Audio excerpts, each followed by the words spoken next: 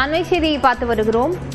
ஒழுங்கு நடவடிக்கை குழு நோட்டீஸுக்கு பதிலளிக்காததால் பாமக செயல் தலைவர் பதவியிலிருந்து அன்புமணியை ராமதாஸ் நீக்க வாய்ப்பு இருப்பதாக தகவல் வெளியாகி இருக்கிறது. இது குறித்த விவரங்களுடன் செய்தியாளர் கோகுல் இணைந்திருக்கிறார். கோகுல், அடுத்த கட்ட நடவடிக்கை என்னவாக இருக்க போகிறது? விவரங்களை பதிவு செய்யலாம்.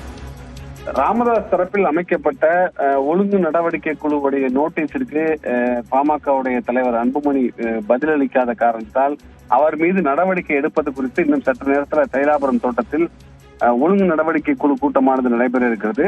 இந்த கூட்டத்தில் அன்புமணி மீது எடுக்க வேண்டிய நடவடிக்கை குறித்து ஒழுங்கு நடவடிக்கை குழு மருத்துவர் ராமதாஸிடம் பரிந்துரை செய்ய இருக்கிறார்கள். இந்த பரிந்துரையில் செயல் தலைவர் பதவியிலிருந்து அன்புமணி ராமதாஸ் நீக்கப்படலாம் என்ற ஒரு தகவலானது வெளியாயிருக்கிறது. இந்த ஒழுங்கு நடவடிக்கை குழு கூட்டத்திற்கு பின்னர் பாமக நிறுவனர் மருத்துவர் ராமதாஸ் செய்தியாளர்களை சந்திக்க இருக்கிறார். அந்த சந்திப்பின் போது இது குறித்து அறிவிப்பு வெளியாகலாம் என்ற ஒரு தகவலும் சொல்லப்படுகிறது. ஏற்கனவே 24 மணி நேரத்திற்குள் அன்புமணி இந்த நோட்டீஸுக்கு பதிலளிக்க வேண்டும் என்ற ஒரு கெடுவானது விதிக்கப்பட்டது. ஏறக்குறைய 16 குற்றச்சாட்டுகளை கௌரவ தலைவராக இருக்கக்கூடிய ஜி.கே. மணி பாமக பொதுக்குழுவில் அதை படித்தார்.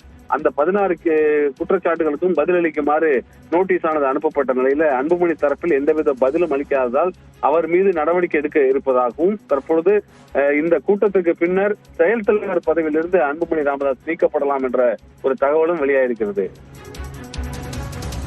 விவரங்களுக்கு நன்றி கோகுல்.